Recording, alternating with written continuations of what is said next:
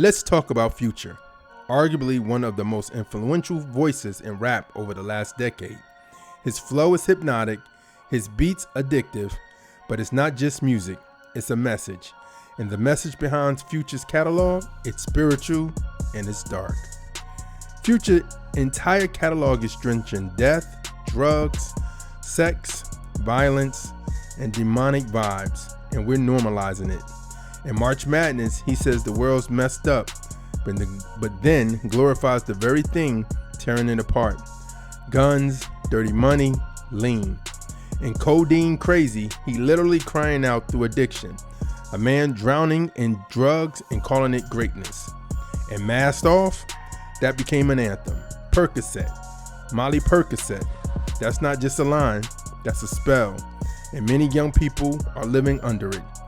The Bible says in Proverbs 14:12, there is a way that seems right to a man, but in the end, it leads to death. Future's music feels right to the flesh, but it's feeding a generation poison. In High Off Life, he talks about embracing the fast lane. But what's he high on? Not purpose, not peace. It's pills, power, and paranoia. Hard to choose one.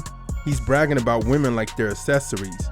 Too much sauce, puffing on zooties, and honest is all about indulging every craving while the soul starves. And let's be real, Wicked, Turn on the Lights, Used to This, Low Life, the Percocet and stripper joint is like an altar to lust, addiction, and ego. In Galatians 6:8, it says, whoever sows to please their flesh, from the flesh will reap destruction. You know what's even darker? Future referencing demons, possession, and soullessness all the time. And Feds did a sweep. He says he has no soul. And Monster, he embraces the label, not even hiding the spiritual decay. And Eval, that's love spelled backwards, he flips the very word God is. This isn't just rap. This is a spiritual sermon from the other side. Future once said he lets the music possess him. That's not just creativity, that's an invitation. But to what spirit?